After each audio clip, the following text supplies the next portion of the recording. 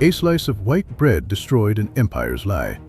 This is not a metaphor. This is something that actually happened in a North African prisoner of war camp in May 1943. When an 18-year-old German private sat in the dust of a Tunisian processing field staring at the impossibly soft, white bread on his tin plate, the foundation of his worldview was collapsing. He was not the only one. Over the next 2 years, approximately 370,000 German prisoners of war would experience the same shock in American mess halls, a cognitive disruption triggered by food that was more penetrating than any bomb. This is not merely a story about what prisoners ate. This is the story of how a lie woven for 12 years was completely shattered by a single lunch. May 13, 1943, Tunisia. On the North African coast, the largest Axis surrender of the entire war had just concluded. Within days, approximately 260-7,000 German and Italian soldiers laid down their arms on the Cape Bon Peninsula and at the ports of Tunis and Zizert. The fighting that had raged for 6 months in the desert heat had finally ended, and these men were now prisoners. Among the silent and endless columns of the Afrika Corps stood an 18-year-old German private named Heino Eriksson. He had enlisted with faith, believing everything the broadcast and newsreels had told him about America, a civilization that had exhausted its vitality, factories struggling to operate, people demoralized, an army of hired hands who would collapse at the first encounter with real warriors. He believed deeply enough to go to war for it, yet now he was about to sit down and eat lunch. An American soldier placed a tin plate in front of him with white bread, soft, pale, impossibly white bread, the kind that springs back when you press it with your thumb. And meat, real meat, not the compressed paste from German field ration tins. And a drink he had never seen before, a dark brown liquid in a glass bottle with a red label. He had no concept of any of it. What Eriksson felt in that moment, and what hundreds of Afrika Corps prisoners described in the weeks that followed, was not gratitude nor relief, but something closer to confusion. Because the food on that plate simply should not exist. Everything he had been told about this country said it could not exist. To understand why a German soldier in a North African processing field would stare at a slice of white bread as if it were an offense, you have to go back before the war, even before the Desert Campaign. You have to return to what was carefully constructed in German living rooms and classrooms, crafted so meticulously for so many years that when the Afrika Corps surrendered, those soldiers did not regard it as propaganda, but as common knowledge. This is the story that approximately 370,000 German prisoners discovered when they sat down to eat in America, and why a tin plate of soft bread, canned fruit, and a bottle of ice-Skola became the most silent yet destructive argument America deployed throughout the entire war. Joseph Goebbels took over the Ministry of Public Enlightenment and Propaganda in March 1933, within weeks of Hitler becoming Chancellor. He was 30-5 years old, held an doctorate in literature from the University of Heidelberg, and possessed an intuitive understanding of mass communication that was ahead of his time. He grasped something that most previous propagandists had not fully understood. The most enduring beliefs are not instilled through force, but are those that make people feel they already knew them. You do not need to convince people of something if you arrange the world so they draw the conclusion themselves and believe they arrived at it through their own observation. For over a decade, Goebbels shaped the perceptions and beliefs of the German public through every available channel. He controlled radio. By the mid-1930s, over half of German households owned a radio, the highest penetration rate in the world at that time. He controlled the newsreel shown before every feature film in every cinema. He controlled what teachers were allowed to say in classrooms. He controlled the catalogs of public libraries. He controlled the foreign broadcasts that German radios could receive. He operated the most comprehensive information system any government had ever constructed in peacetime.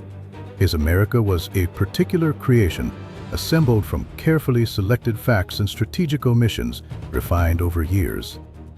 The America Goebbels presented to German audiences was a nation still struggling through the Great Depression, industrial cities hollowed out by unemployment, social fabric eroded by racial division, lacking national cohesion. Its military was an object of mockery, In German newsreels, reluctant conscripts, with no real fighting tradition, bribed into uniform by high pay. Its economy, despite decades of boasting, had been shattered by financial speculation, steadily draining under the pressure of a war the American people did not truly want to fight. The efficiency of this picture lay in a particular cruelty. It was not fabricated from nothing. The Great Depression had indeed happened. Unemployment in the early 1930s had been catastrophically high. The social divisions described were real enough to feel familiar to German audiences. Goebbels was shrewd enough to start from real material, selecting facts that served his argument and discarding the entire decade of recovery that followed. The American soldiers who went to war after 1940 carried not fabricated information, but carefully curated information, which was more dangerous because it was harder to refute.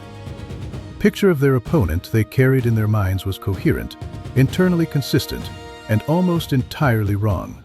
The Afrika Corps had been fighting in the North African desert since February 1941, one of the most brutal theaters in modern military history.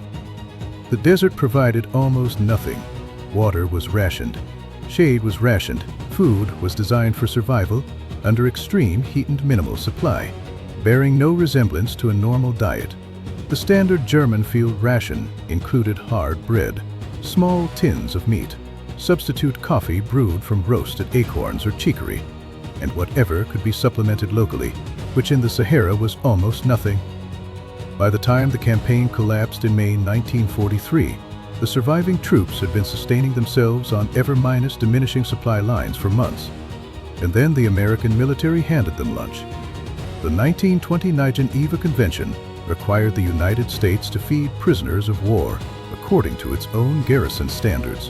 But what the convention did not specify was that the standard by which the American military fed its own soldiers was, by the measure of every other belligerent nation in the war, extraordinary. The rations American soldiers received in the field included canned fruit, packaged meats, hard candy, real ground coffee, and one item that appears more frequently than any other in the testimony of German prisoners, chocolate bars, not the rationed luxury that in wartime Germany by 1943 could only be obtained through special channels, but the standard 5-cent candy bar, issued as a routine part of every American private's daily ration. The men standing in that processing field were being routinely handed what they had been told their entire adult lives was the exclusive pleasure of a declining civilization. Erickson survived the war and years later, co-authored a memoir with his wife titled The Reluctant Warrior. He returned to America in the early 1950s, became an American citizen in 1958, and for decades operated an international adoption center with his wife in Texas, helping orphans in Latin America and Southeast Asia find families. He died in January 2018 at the age of 90-3. But the story of that plate belongs not to him alone. It runs through the accounts of hundreds of thousands of men. The ships that transported German prisoners to America were Liberty ships, returning after delivering supplies and troops to European ports. Without prisoners to carry, these ships would have sailed west nearly empty. Loading thousands of prisoners for the return voyage was simple military logistics. But for the Germans who boarded those ships, the crossing was the beginning of an education that no one enrolled them in, but that once started could not be stopped. The meals served on board were identical to those provided to American military personnel. American historian Arnold Kramer's 1979 work Nazi prisoners of war in America remains the standard academic record of the program. And through extensive interviews and archival research, he confirmed that many prisoners arrived at American ports already heavier than when they had surrendered. After months of compressed desert rations, the Atlantic crossing had already begun adding weight to men who had forgotten what norm-leading felt like. After the ships docked at New York Harbor or Hampton Roads, Virginia, prisoners were loaded onto Pullman railway cars for transport to camps across the country. Former prisoner Reinhold P. Abel later wrote that they had expected to ride in freight cars, but instead found soft-seated coaches with white-uniformed attendants. He wrote that men called out to each other from one end of the car to the other in disbelief. American citizens who witnessed the transport sometimes complained bitterly to local newspapers that enemy soldiers were riding in such comfort while American families were carefully rationing with coupon books. They were not wrong about the comfort, but what they could not see from the platform was what that comfort was doing to the men inside the cars. German officers who wrote memoirs after the war consistently described the railway journey as one of the most disorienting experiences of their captivity, not because it was the opposite of what they had prepared for. The country rolling past outside the windows was not the country Goebbels had described. The towns were not decrepit. The farms were not stripped bare. The factories along the rail lines through the Midwest were not struggling. They were operating at a scale German soldiers had not been told to consider possible. Lumberyards were full of materials, highways were full of trucks. At night, the towns were lit up. Every town, not just the big ones, not just the important ones. The lights extended to the horizon and then kept going. A total of 420-5,000 Axis prisoners, approximately 370,000 of them German, were eventually held in camps across 40-6 of the 40-8 states. They were held in facilities built and operated according to the 1929 Geneva Convention, which required housing, food, and medical care equivalent to American garrison standards. In practice, this meant 3 meals a day, camp commissaries, recreational facilities, and wages of 80 cents per day, approximately equivalent to the pay of an American Army private. Wages were paid in camp scrip rather than cash, but sufficient to make purchases. The purchases that generated the most documentation in prisoner letters and later testimony work consistently food and drink.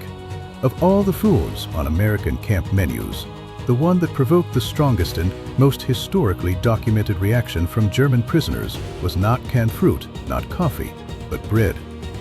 To understand why, you must understand what bread meant in wartime Germany.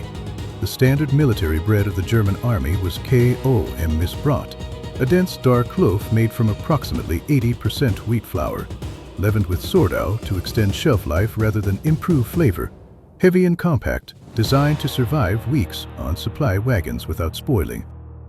The name derived from Komm-Miss, the old Prussian term for military commissary, a term in use since the 16th century. During the same period, the bread German civilians ate contained increasingly high proportions of substitute fillers, as wheat supplies were redirected to the military and defeating occupied territories in ways that served German strategic interests. The lightness, softness, and whiteness of bread had become a marker of luxury, something ordinary Germans associated either with the years before the war or with the small circle of party officials who could access goods through controlled supply channels. Germany implemented food rationing in August 1939, a week before the invasion of Poland. The rationing system was comprehensive, covering bread, meat, dairy products, fats, sugar, and eggs, all distributed through a coupon system managed down to the community level. By the early war years, the average German civilian consumed approximately 2,000 calories per day, a level sufficient to sustain life, but with no margin whatsoever. By 1943 and 1944, as the strategic situation deteriorated and Allied bombing increasingly damaged the German work, actual calor, even the official rations, because the infrastructure needed to distribute food had been damaged or destroyed. The remaining bread was darker, denser, and less nutritious than what pre-war German families had eaten, produced with substitute ingredients in bakeries that sometimes still operated under bombing threats. Coffee, as a civilian product, had essentially disappeared. Real coffee was reserved for the military, and German civilians drank substitutes made from roasted barley, chicory, or whatever grain could be ground and boiled into a brown liquid, officially called substitute coffee, bearing only the most vague resemblance to the beverage it replaced. Butter had been rationed from the first day of the war, cooking fats within months, eggs by 1939. Meat appeared on most family tables once a week rather than daily. This was the material world the prisoners came from, not poverty in the sense of destitution, but a sustained, systematic, years minus long compression of everyday pleasures, the gradual removal from German daily life of small things that had once been taken for granted. The American military kitchen served standard commercial white bread, soft, light, the kind available for a few cents at any grocery store in any town. To the American soldier distributing it, it was unremarkable. To the German soldier receiving it, it required explanation. Former prisoners interviewed by Kramer and subsequent researchers described their first encounter with American white bread using language that historians found almost disproportionate to the object under discussion. A former prisoner held in a Texas camp told researchers that when he first ate it, he thought something had been added to it. It was too soft. It did not behave like bread. He ate and ate, and by the second day had arrived at a conclusion. He did not want to reach either. This was what bread was supposed to taste like. And the bread he had grown up with in Germany was something lesser, or the Germany he had grown up in was materially poorer than anyone had admitted. He initially chose the first explanation because it was easier. A harder one took longer to arrive, and it arrived differently for different people. For many, it arrived with ice cream. No item in the record of German prisoner testimony produced more consistent descriptions of genuine cognitive shock than ice cream. In wartime Germany, ice cream had by 1943 essentially disappeared as a commercially available product for ordinary households. Dairy ingredients, sugar, the refrigerated distribution infrastructure required, all had been absorbed by the war economy by 1941. Ice cream was the kind of thing German parents told their children they would have again when the war was won. American prisoner of war camp mess halls routinely served ice cream, multiple flavors. Helmut Glass was a German soldier held at Fort Lewis in Washington state, who later published a first-hand account on the official website of the United States Army. He described standing in front of the camp commissary in the summer of 1944, calculating what to buy first with his camp scrip. The specific choice he faced was between ice cream and Coca-Cola. He specifically noted that before his capture he had never tasted Coca-Cola, and his last opportunity to buy ice cream in Germany had been several years before the war began, and both of these things were available that afternoon in the prisoner of war camp commissary for a few cents as a routine transaction. He was not describing a special occasion. He was describing a summer Tuesday. Coca-Cola itself deserves further explanation. The drink had existed in Germany before the war through a subsidiary operated by a businessman named Max Keith. When trade embargoes cut off American syrup supplies after the United States entered the war, Keith's factory improvised a substitute made from apple pomace, whey, and leftover fruit scraps, a product called Fanta. It's circulated in Germany and the occupied territories as the closest available approximation of a carbonated sweet beverage. But Fanta was made from everything left over after war needs had been met.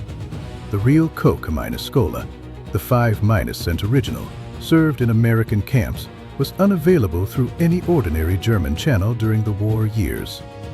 The prisoners who tasted it in the American camp commissary were encountering, in a small and specific way, the gap between what their country could provide and what the country holding them treated as an everyday item.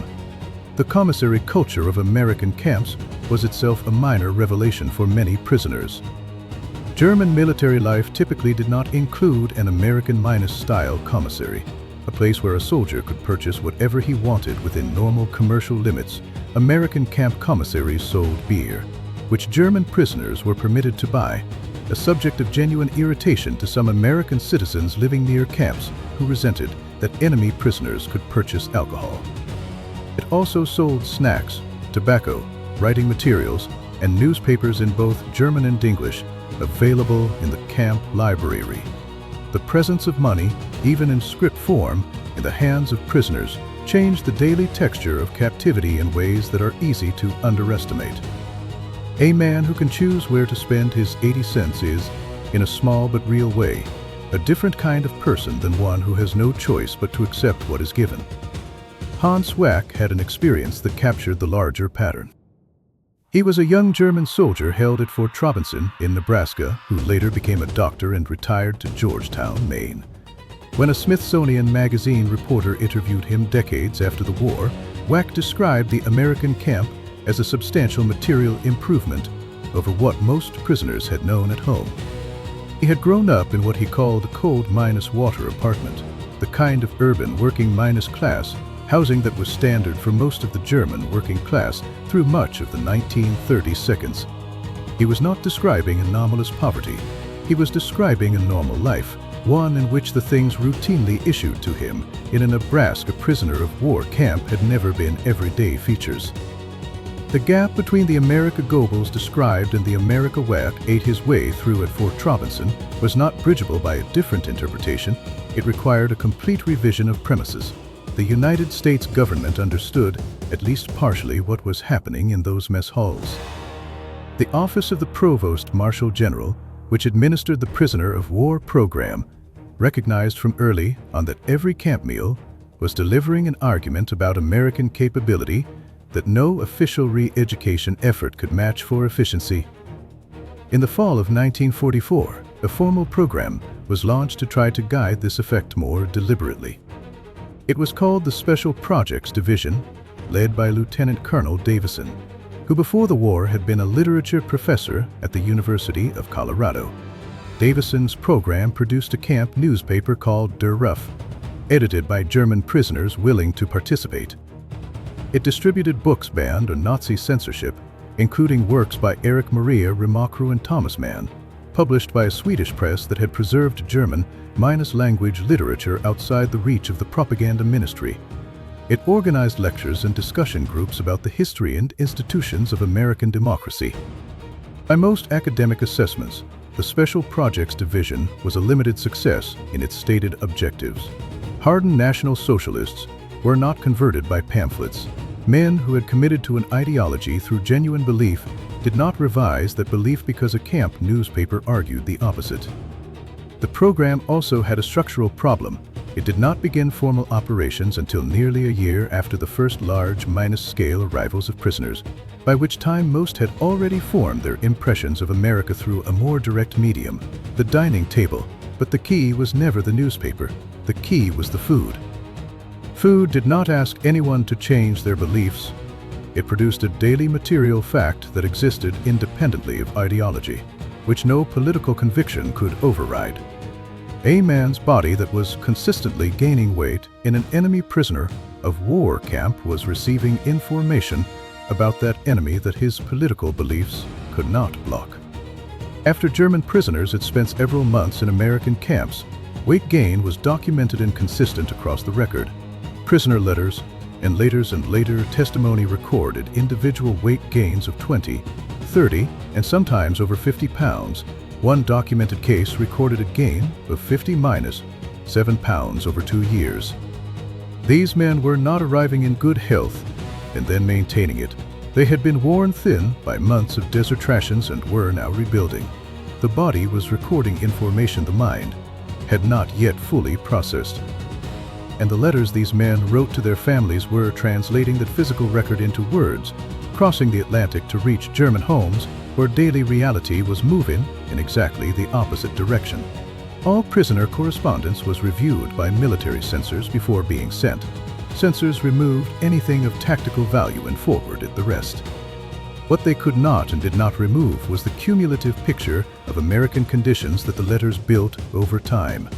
The letters described meat, soft bread, Coca-Cola that many had never tasted before capture, and ice cream.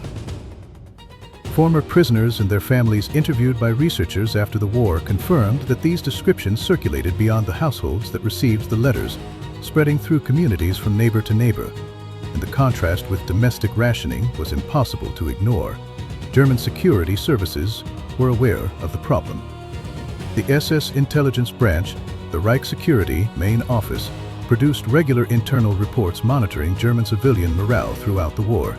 By 1943 and 1944, these reports noted with concern that letters from relatives in American camps were circulating beyond immediate family, spreading through communities in ways that were difficult to control. The specific content causing the most trouble was not ideological, not political, but material. Letters describing the quality and quantity of food available to prisoners in American camps were arriving at German households that were calculating their own ration coupons to the gram, and the comparison was generating questions the propaganda machine could not provide good answers for. Goebbels was shrewd enough to understand that these letters were a problem he could not solve with counter-minus narratives. A direct denial would invite the obvious rebuttal: why would a son lie to his mother about what he ate? The propaganda ministry's approach was to frame American treatment as a calculated manipulation designed to win the loyalty of German prisoners and weaken their commitment to the Reich. The advantage of this framing was that it was partially true. The disadvantage was that it implicitly acknowledged the abundance it was trying to explain away. You cannot warn people against being seduced by American prosperity without simultaneously acknowledging that the prosperity exists. The American military understood from the beginning that a prisoner writing home to report good treatment was a form of communication with the German domestic population that no official American broadcast could replicate. A letter from a son saying he was healthy and gaining weight carried a credibility that no government information office could manufacture. It was also indirect pressure on the treatment of American prisoners in Germany. During the war, approximately 90-4,000 American prisoners of war were held in German camps, and the conditions these people endured depended in part on what their captors judged about how Americans treated Germany. Received food parcels from the International Red Cross, and these parcels were often the difference between adequate nutrition and genuine hunger. These parcels continued to arrive partly because Germany understood that the treatment of German prisoners in America would be used to measure how Americans were treated in Germany. This was a transnational balance, but it was a balance. Every letter arriving at a German home describing good treatment was a small argument against any impulse to treat American prisoners worse. That investment returned something real. German prisoners sent to work on American farms encountered that abundance at close range. They were not reading about it. They were not being shown it through carefully arranged windows. They stood inside it, picking cotton in South Carolina, harvesting wheat in Kansas, processing vegetables at canneries in Michigan, working in orchards in California. They stood inside the production machine of a country described as economically exhausted, using their own labor and bodies to measure how large the gap was between the description and actual reality. The farm labor program was one of the most influential yet least documented aspects of the entire prisoner operation. By 1943, America faced a severe agricultural labor shortage because the people who had worked on farms before had gone overseas or into war industries. German prisoners filled this gap at a scale that surprised even the project designers. At peak periods, they worked in agriculture, canneries, lumber operations, and light industry across most of the country. They picked tomatoes, asparagus, beets, and peaches. They worked in cotton fields in the South. They made furniture, processed timber, worked on road crews. The Geneva Convention prohibited assigning prisoners to work directly related to the war effort, but permitted almost all other work. Happened to be much of what the American economy needed. Work was paid the daily rate of 80 cents issued in camp scrip rather than cash, but real purchasing power within the camp system, and it put men in the position of workers rather than pure captives. Some farmers paid additional compensation in extra food and small gifts, which technically exceeded what War Department guidelines allowed. Because local reality, men working hard alongside your family in summer heat, made rules feel less important than ordinary human decency. In many cases, farmers invited them to meals, not formally, not as organized activity, but at the farmhouse table, as workers who had labored all day alongside family members. Cecil Camelin was a boy on a South Carolina farm when German prisoners came to help with the planting. For months they worked together. His family grew close to them. When Christmas came, his mother prepared a large meal and invited the prisoners to share it. By evening, German soldiers gathered around the family piano singing Christmas carols, and the camel and family sang along with them. Cecil told a reporter decades later about this event, still moved by it. It stayed with him his whole life. No lecture on democratic theory, no banned novels distributed by the Special Projects Division could have created that evening. It happened because an American farm woman decided to cook Christmas dinner and invite the men who planted her fields to eat. That was hospitality, the oldest and most persistent argument humanity possesses, requiring no project, no doctrine, no planning whatsoever. The propaganda ministry tried to cope with the growing volume of prisoner communications describing American conditions. Its line was consistent. American treatment was a psychological operation designed to manufacture goodwill and undermine German morale. Good food was calculated, comfortable conditions were strategic. Do not be deceived. But what the propaganda ministry could not cope with was the truth beneath the calculation. If America had the production capacity to feed its prisoners at this level, the least important mouse in any wartime supply chain, while simultaneously supplying its own army, supplying allies through lend-lease, and feeding civilian populations in liberated territories, then the picture of American economic exhaustion that had sustained German morale since 1941 was not a description of a real nation, but a story deliberately fabricated to keep people fighting a war they might otherwise question. The person who told that story committed suicide on May 1, 1945, in the underground bunker complex of the Reich Chancellery in Berlin. Joseph Goebbels had arranged the murder of his 6 children the previous night, and then took cyanide together with his wife Magda. He spent 12 years building a propaganda system that collapsed within days. Radio stations fell silent, newsreels stopped, the Ministry of Public Enlightenment and Propaganda ceased to exist.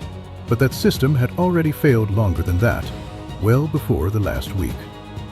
By late 1944 and 1945, the gap between what official German communications described and what German civilians could observe in reality had grown too large to manage.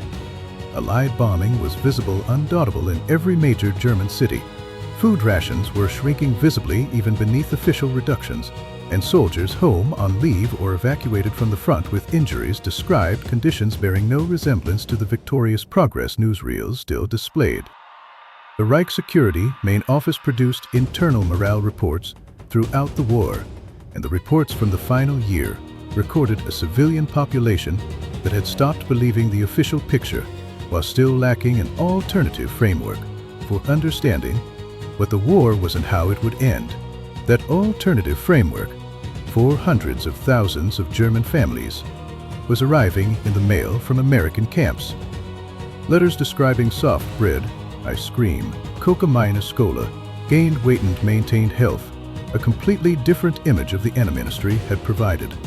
When the propaganda fell silent, scattered across farms and work details and mess halls in 40-6 states were the men who had eaten 2 years of evidence. Many of them learned about the German surrender through American camp newspapers before any official notification. Some learned from the American farmers they were working alongside. They were told the war that was still winnable until the last week was over, and they were still in Nebraska, Indiana, California, still eating 3 meals a day, still writing to families living in ruins. Oscar Wagner was one of them. He was captured in Normandy in 1944 and held near Carthage, Indiana. After the war, he was repatriated to Germany as required, but he came back. He settled in Muncie, Indiana, where he spent the rest of his life, active in the local community for decades, a fixture at the annual Kiwanis Christmas tree sale. He died on June 15, 2014, at the age of 90-7. In a 2008 interview, he said that over 60 years later, he had never felt so grateful in his entire life. He was not speaking in the abstract. He was speaking about the country that held him prisoner and where he chose to build everything that came after.